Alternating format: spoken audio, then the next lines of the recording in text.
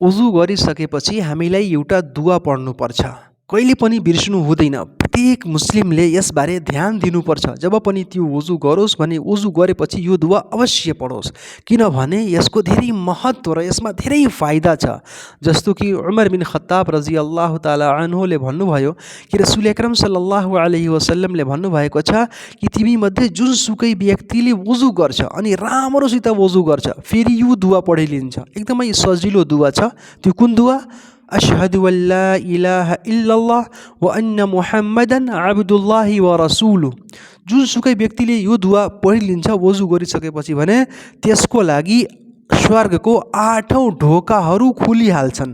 त्यो जुन ढोकाहरूमध्ये पनि प्रवेश गर्न चाहन्छ प्रवेश गरिलिन्छ। त्यसको लागि स्वर्गको 8औं ढोकाहरू अल्लाह तालाले खोलिदिनुहुन्छ।